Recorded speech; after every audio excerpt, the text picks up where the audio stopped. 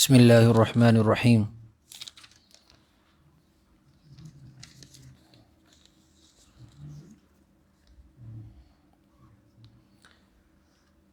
رب اشرح لی صدری ویسر لی امری واحلل عقدۃ من لسانی یفقہوا قولی رب زدنی علما رب زدنی علما رب زدنی علما۔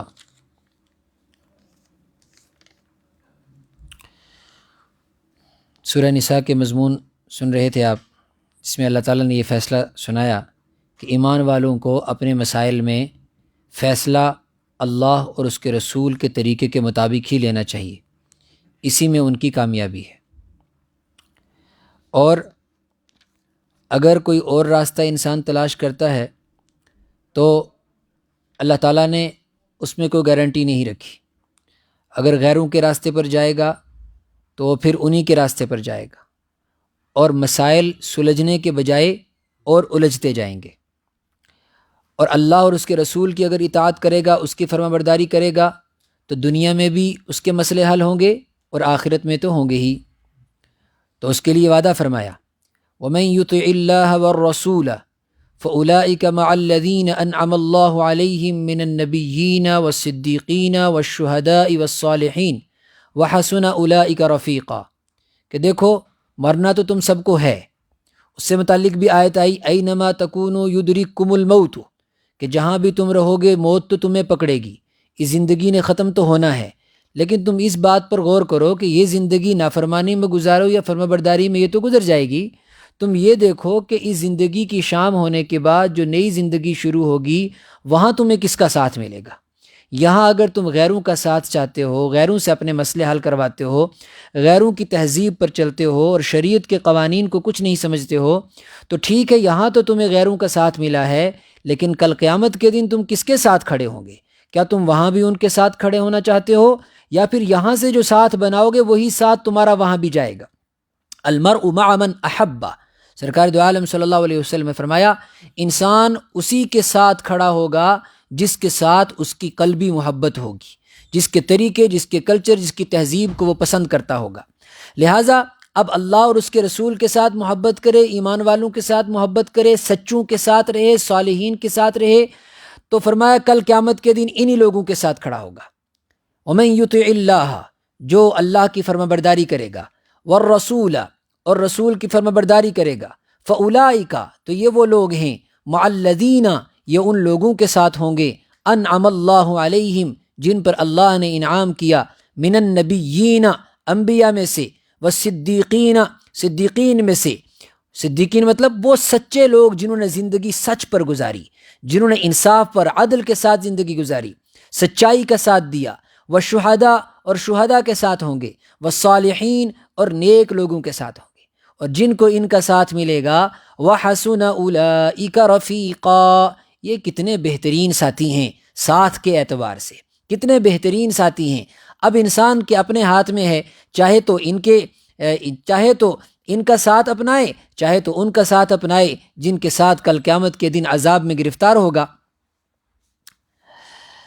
اس کے بعد کچھ جہاد سے متعلق احکام، اور اس کے بعد بیچ میں عورتوں سے متعلق کچھ احکام، گھر سے متعلق کچھ احکام، اور ساتھ ساتھ میں اگر ایک ایمان والا دوسرے ایمان والے کے ساتھ دشمنی مول لیتا ہے اور اس کو قتل کر دیتا ہے، یا اس کی جان لے لیتا ہے، یا اس پر حملہ کرتا ہے، تو اس کے کچھ احکام بیان کیے کہ یہ اللہ کے نزدیک ایک مومن کو قتل کرنا اور مومن کو قتل کرانا یہ کتنا بڑا جرم ہے۔ فرمایا وَمَن يَقْتُلْ مُؤْمِنًا مُتَعَمِّدًا فَجَزَاؤُهُ جَهَنَّمُ خَالِدًا فِيهَا، وہ انسان جو کسی مومن کو قتل کرے یا مومن کو قتل کرائے، دونوں اس میں شامل ہیں۔ فرمایا فَجَزَاؤُهُ جَهَنَّمُ، اس کا بدلہ جہنم ہے، خالداً فیہا، وہ اس میں ہمیشہ ہمیش رہے گا۔ اگر کسی نے غلطی سے قتل کر دیا، ارادہ نہیں تھا قتل کرنے کا لیکن قتل ہو گیا، اس کی سزا اوپر بیان کی کہ کتنا اس کو دیت دینی ہے، وہ دیت بیان کی۔ اور اگر کسی نے جان بوجھ کے قتل کیا تو پھر دو صورتیں، حلال سمجھتے ہوئے قتل کیا یا حرام سمجھتے ہوئے قتل کیا۔ اگر جانتا تھا کہ ایمان والے کو قتل کرنا حرام ہے پھر بھی قتل کیا، تو فرمایا کہ یہ اللہ کے یہاں بہت بڑا گناہگار ہے تو ہے، لیکن ہو سکتا ہے کہ کبھی اس کی معافی ہو جائے۔ لیکن اگر کسی مومن کو حلال سمجھتے ہوئے قتل کیا، اس کی آئیڈیالوجی یہی تھی کہ ہاں اس کو قتل ہی کیا جانا چاہیے، اس کو قتل کرنا حلال ہے، تو پھر وہ ایمان پر نہیں مرا، پھر وہ کفر پر مرا۔ جو کافر کی سزا ہوگی وہی اس کی سزا ہوگی، خالدن فیہا وغضب اللہ علیہ، اور اللہ کا اس پر غضب ہوگا، ولعنہ، اور اللہ کی اس پر لعنت ہوگی، واعد لہ عذابا عظیما، اور اللہ نے اس کے لیے بڑا عذاب تیار کر رکھا ہے۔ اس کے بعد نماز خوف کا تذکرہ، کہ اگر جنگ کے حالات میں ایسی نماز پڑھنی پڑے تو جنگ کے حالات میں بھی ایمان والے کو نماز چھوڑنے کی اجازت نہیں ہے۔ اس کا ایک طریقہ بتایا گیا کہ جنگ کے حالات میں صفوں کی ترتیب ایسی بنائی جائے کہ نماز بھی اپنے وقت پر جماعت کے ساتھ ہو اور دوسرے کام بھی جو ہے اپنے ساتھ ساتھ چلتے رہیں۔ پھر فرمایا وَلَوْلَا فَضْلُ اللَّهِ عَلَيْكَ وَرَحْمَتُهُ لَهَمَّتْ طَائِفَةٌ مِّنْهُمْ أَن يُضِلُّوكَ، دیکھو اے ایمان والو، تم پر تمہارے رب کا کرم ہے، تم پر تمہارے رب کی رحمت ہے، ورنہ تو ایک جماعت پورا ارادہ کر کے بیٹھی ہے، لَهَمَّتْ طَائِفَةٌ مِّنْهُمْ، مستقل پلان بنا کے بیٹھے ہیں، أَن يُضِلُّوكَ، کہ وہ آپ کو کیا کر دیں؟ گمراہ کر دیں، تمہیں گمراہ کرنے کے چکر میں ہیں، تمہیں راہ راست سے ہٹانے کے چکر میں ہیں۔ لیکن وما یضلون الا انفسهم وما یضرونک من شیء، اگر تم ٹھیک رہو، اگر تم اللہ اور اس کے رسول کے دین پر قائم رہو تو نہ وہ تمہیں نقصان پہنچا سکتے ہیں، نہ وہ تمہیں گمراہ کر سکتے ہیں۔ کیوں؟ وانزل اللہ علیک الکتاب، اللہ نے آپ کو کیا دی ہے؟ کتاب دی ہے، اور وہی کتاب ہمارے پاس نہیں ہے۔ والحکمت، اور کتاب کے توسط سے کیا دیا ہے؟ حکمت دی ہے، دانش مندی دی ہے۔ وعلمک ما لم تکن تعلم، اور میرے محبوب صلی اللہ علیہ وسلم آپ کو اللہ نے وہ سکھایا ہے جو آپ جانتے نہیں تھے۔ اس کے بعد 14ویں رکوع میں ان اللہ لا یغفر ان یشرک به ویغفر ما دون ذلک لمن یشاء، اللہ تعالیٰ سارے جرموں کو معاف کر سکتا ہے لیکن شرک کے جرم کو معاف نہیں کرتا۔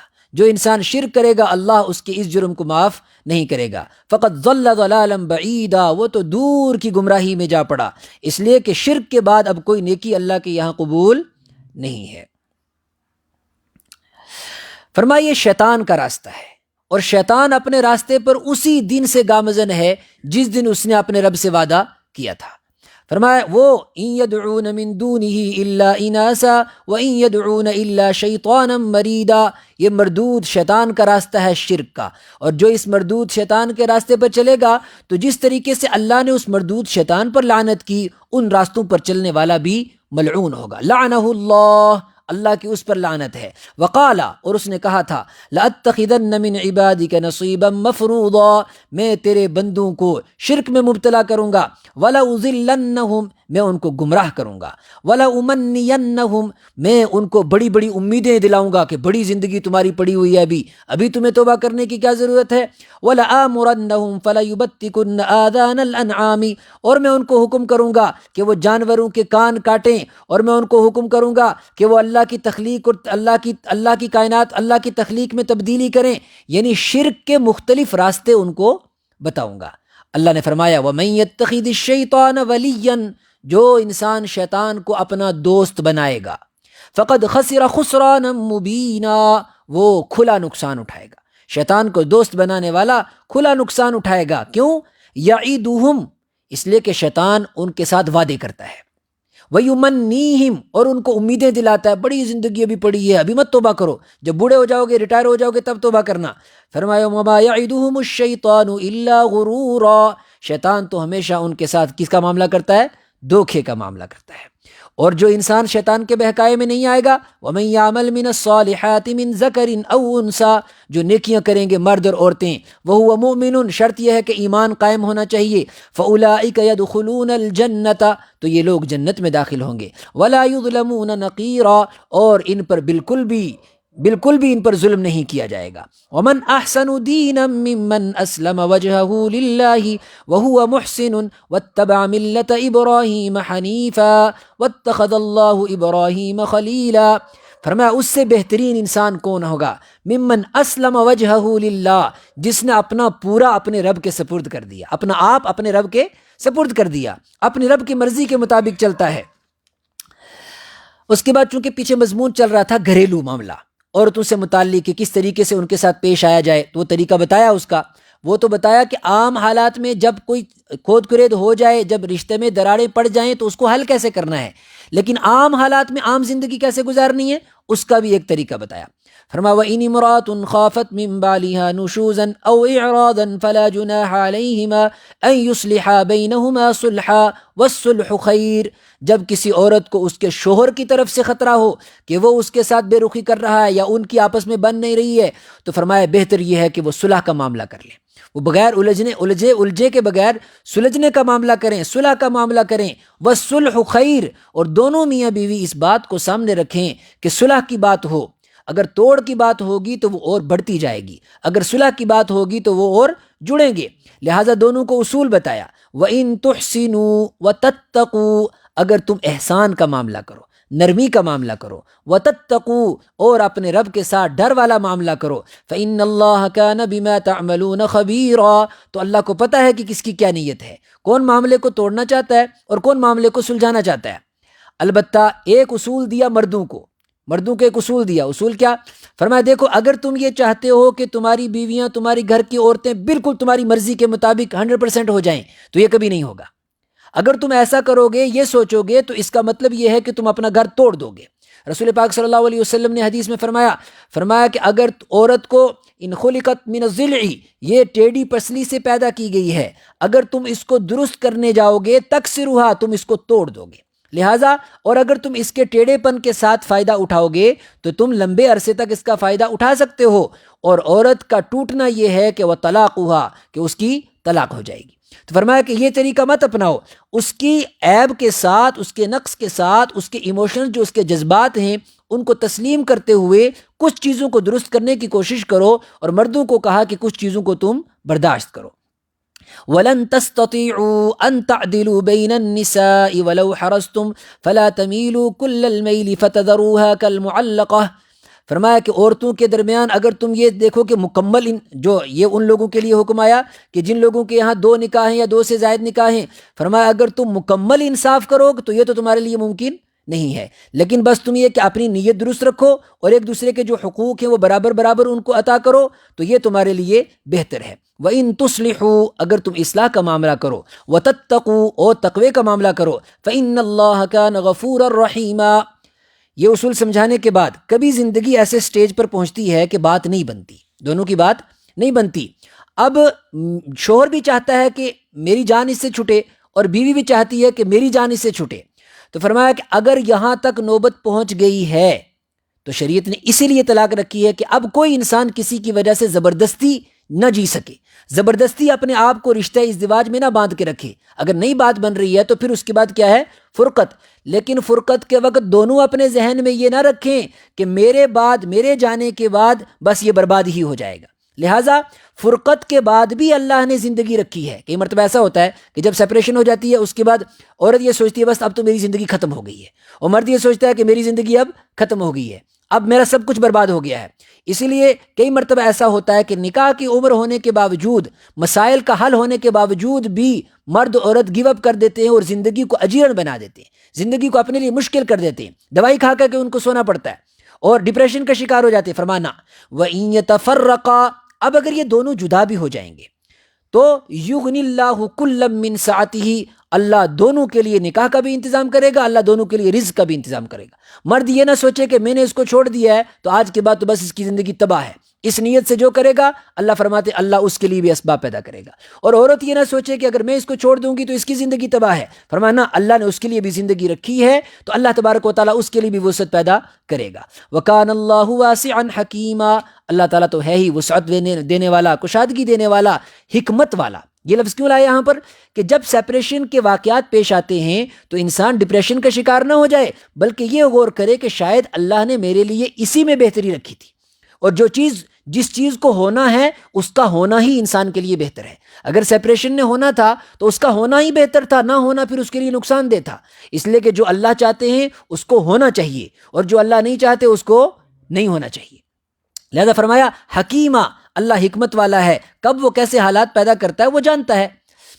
یا ایھا الذین آمنوا، بس 2 آیتیں ہم اور کریں گے۔ یا ایھا الذین آمنوا آمنوا باللہ، یہ ہے مطالبہ ہم سے، اے ایمان والو ایمان لاؤ۔ ایمان والا کیسے ایمان لائے گا؟ اے ایمان والو ایمان لاؤ۔ حالانکہ ایمان کس کو لانا ہے؟ کافروں کو لانا ہے، لیکن اللہ فرمایا نہ، ایمان والوں کو بھی ایک ایمان لانا ہے۔ وہ کون سا ایمان ہے؟ عمل والا ایمان۔ عمل والا ایمان، بے عملی والا نہیں۔ یا ایھا الذین آمنوا آمنو، اے ایمان والو ایمان لاؤ اللہ پر، اس کے رسول پر، اس کی کتاب پر جو اللہ نے نازل کی ہے۔ اس کے باوجود ومن یکفر باللہ وملائکتہ وکتبہ ورسلہ والیوم الآخر، اس کے باوجود جو کفر کرے گا ان تمام ایمان کی چیزوں کا، فقد ضل ضلالا بعیدا، تو وہ دور کی گمراہی میں جا کر پڑ گیا۔ پھر وہی مضمون لوٹ رہا ہے، الذین یتخذون کیسا ایمان ہے وہ اگلی آیت میں، الذین یتخذون الکافرین اولیاء، فرمایا ایمان ایسا چاہیے کہ دوستیاں صرف ایمان والوں سے ہونی چاہیے، کلچر اور تہذیب صرف ایمان والوں کا۔ جو لوگ اولیاء یعنی دوست بناتے ہیں من دون المؤمنین، مومنوں کے علاوہ دوسروں کو، ان کا کلچر، ان کی تہذیب، سب کچھ ان کے پیچھے چلتے ہیں، اللہ نے ان سے ایک سوال کیا، فرمایا ذرا یہ بتاؤ اپنے رب کو، ایبتغون عندہم العزت، ایبتغون عندہم العزت، کیا تم لوگ ان کے پاس عزت لینے چاہتے ہو، ان سے عزت کمانا چاہتے ہو، ان کے پاس عزت رکھی ہے، ایبتغون عندہم العزت، کیا تم ان کے پاس عزت لینے جاتے ہو؟ تو یاد رکھو فَإِنَّ الْعِزَّةَ لِلَّهِ جَمِيعًا، عزت دینے والا کون ہے؟ اللہ۔ اور جو ایمان والے دوسروں سے عزت کی توقع کرتے ہیں ان کو وہاں سے عزت نہیں مل سکتی، ان کو وہاں سے کیا ملے گی؟ ذلت ملے گی۔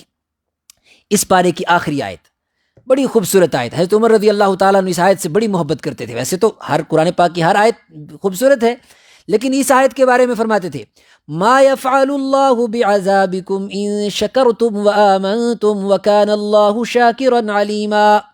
اللہ تعالیٰ نے جہنم تو کافروں کے لیے پیدا کی، مومنوں کے لیے جہنم پیدا نہیں کی۔ پھر مومنوں کو وہ جہنم میں کیوں ڈالتا ہے؟ پھر مومنوں کے لیے قبر کا عذاب کیوں ہے؟ پھر عذاب کی سختیاں کیوں ہیں؟ فرمایا ما یفعل اللہ بعذابکم، اے ایمان والو یہ بتاؤ تمہارا رب تمہیں عذاب دے کر کیا کرے گا؟ ما یفعل اللہ بعذابکم، اللہ تمہیں عذاب دے کر کیا کرے گا؟ اس کا کیا فائدہ ہے جہنم بنا کر تمہیں اس میں جہنم میں ڈالنے میں؟ اس کو کیا فائدہ ہوگا قبر کا عذاب دینے میں؟ ما یفعل اللہ بعذابکم۔ لیکن بات یہ ہے ان شکرتم، اگر تم قدر کرو، اگر تم قدر کرو، اگر اس کی نعمتوں کی قدر کرو اور اس کے ویسے استعمال کرو جیسے اس نے دی ہیں، جیسے کہ اس کا حق ہے، تو پھر اس کو عذاب دے کے کیا ملے گا؟ وکان اللہ شاکرن، اللہ کیا ہے؟ شکر کرنے والا نا، اللہ کیا ہے؟ قدر کرنے والا ہے، وہ بھی تمہارے اعمال کی قدر کرتا ہے، تم بھی اس کی نعمتوں کی قدر کرو۔ وکان اللہ شاکرن علیما، اور جانتا ہے کہ کون اس کی نعمتوں کی قدر کرتا ہے اور کون نہیں کرتا ہے۔ اللہ تبارک و تعالیٰ قرآن پاک کو سمجھنے کی توفیق دے۔